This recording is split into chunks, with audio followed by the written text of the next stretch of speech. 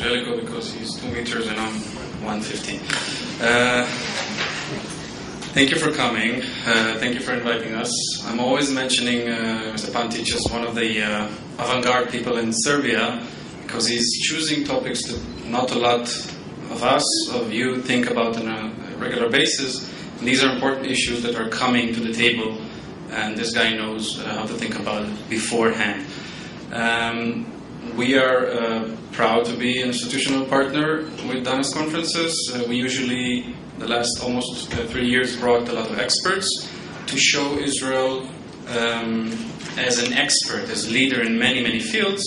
This time I will talk about renewable energy in Israel, which will be a little different case because Israel still is not a leader in implementation of renewable energy, unfortunately, even though it is one of the leaders in technology. So this is some sort of an interesting case that you will hear about in the next couple of minutes.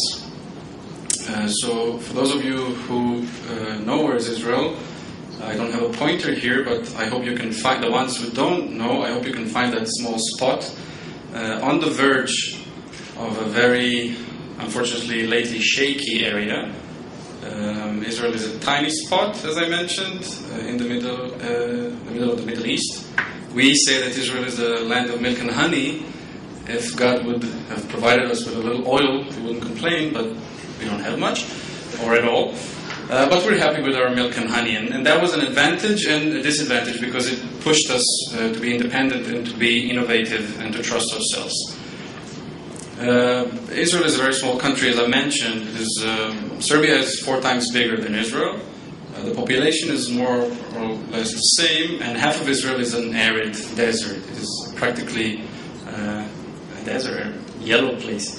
Israel is also one of the leading countries in the world in innovation and technology, which comes to many fields: medicine, agriculture, water management. The little that we have, we use very carefully, and we recycle and lead the world in many of these research and development issues because we have no other choice. I don't know how many of you know, but let's say cherry tomatoes are an Israeli invention, and most of what you can find in European markets, and my job is to bring it also here to Serbia, is coming from the desert of Israel.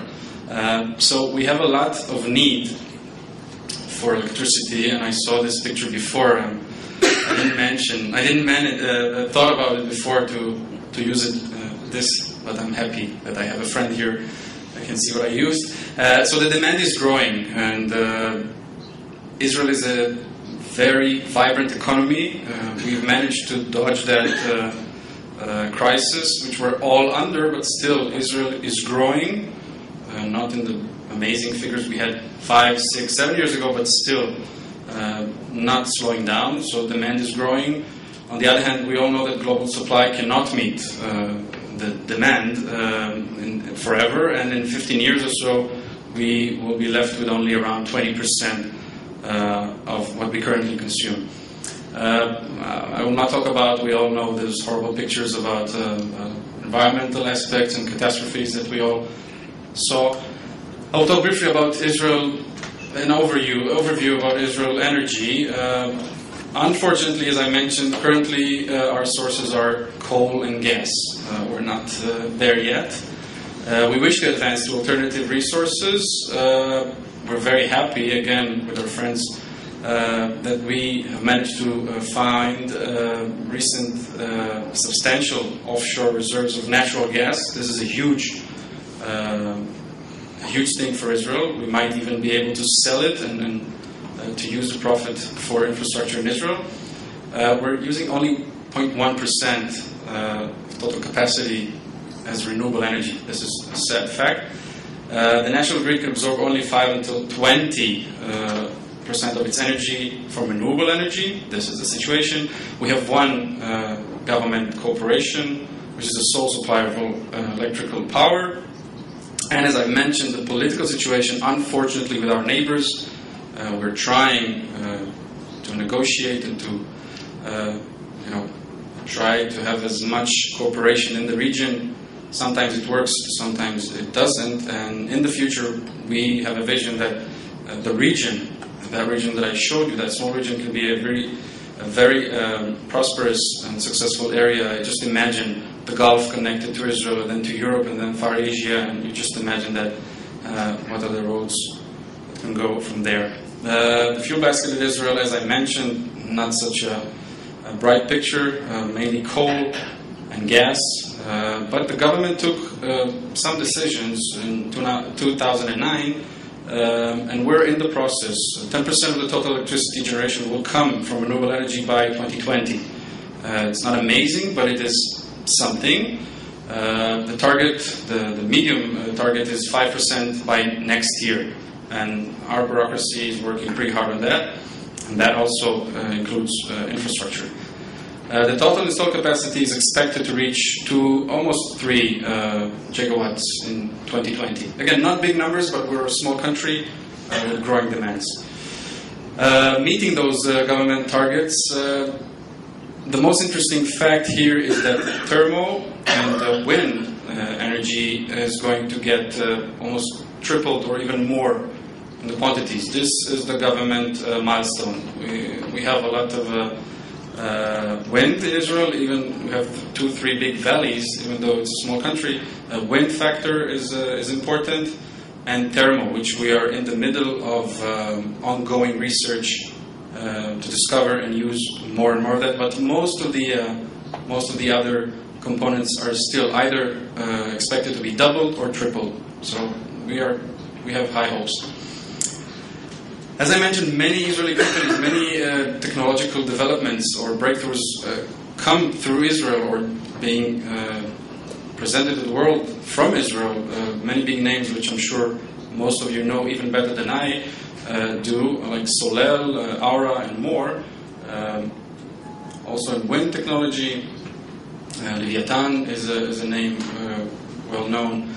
The thing is that Israelis are either developing or upgrading present technologies and then sell it to the world on a business ventures.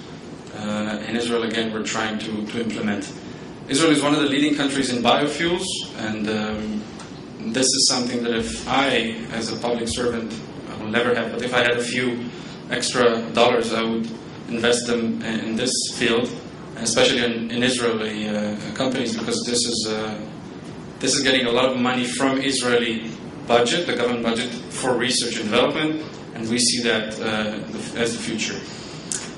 Better Place, I don't know how many of you heard, but this is a development of an Israeli company to create an electric car to reduce dependency on oil and to change actually the way we think about transportation. The thing is not only to create a car, and Nissan is a partner with this company, but also to create a grid of rechargeable ports. It's like recharging your cell phone, you recharge your car. And Israel is a pilot case, also in Denmark and in Japan. They did a few case studies. It is working pretty well. It takes a lot of investment, but this might be also politically a good situation for the years coming ahead. This is an electric camel. Israel was recently ranked one of the top 3 nations worldwide which provide the best condition for clean technology startups. The ambassador of the United States a few days ago just mentioned in Israel, the ambassador of the US to Tel Aviv said that America sees Israel as a natural partner in renewable energies. So we are proud of that. Again, just to sum it up, we see ourselves and we are world leaders in clean renewable technology, but we really look forward to being in that same place, the same level of implementation. And there's always room for improvement and to learn more. Cooperation is the name of the game, and I hope for all of us to see good figures and cleaner energy. Thank you very much.